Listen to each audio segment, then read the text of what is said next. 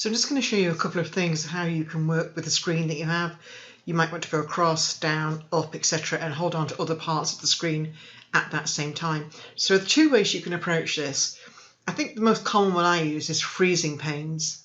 So as you can see already, I've actually gone onto the View tab, because that's where freezing panes, which is one of the items I'm going to show you, and also where split is, which is the second one I'm going to show you. But as I said, freeze is one of the most common ones that I use. So let's just say, for argument's sake, I want to keep the code and the name at all times on the left hand side, and I want to keep the column headings at all times to the top.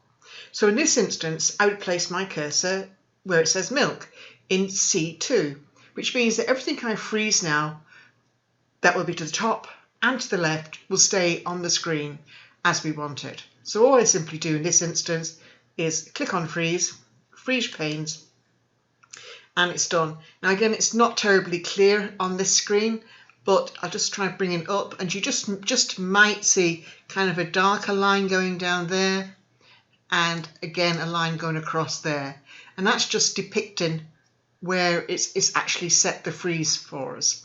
So again, let's put my cursor here for Marzipan Marvel. So when I go over, you can see, and I'm going to have to go over a bit, unfortunately. Columns A and B stay static, so I can go over as much as I like. So if I just wanted to quickly look at the cost and name, there it is, I can see it. Obviously, you know, you can also hide between B and G, that we showed in the first session on this particular part 2. And again, if I'm here and I want to go down and I just want to make sure that I can see the field names, it doesn't matter how far down I go now, row 1 will stay static. And that simply is freezing. And to undo the freezing at any given time, no matter where you are, because you can only freeze one area at a time, you just simply go back to View, back to Freeze, and unfreeze, and it's gone. The freezing is completely gone. Now the other way you can use, I have to admit I don't use it much, is referred to as splitting. So again, it doesn't matter where your cursor is on the screen, you can just simply go to split and click once, and you can actually see this kind of greyish borderline going down here and across here.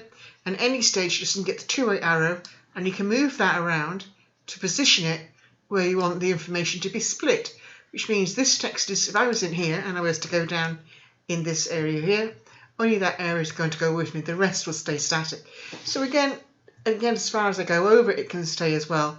So it really comes down to why you want to look at information and how you want to look at information as to whether you might use freeze or split. And like I said, my common one that I use is freeze panes, as I find this far more useful than split. And to undo split at any time, all you do is point at the split again, click once, and it's gone.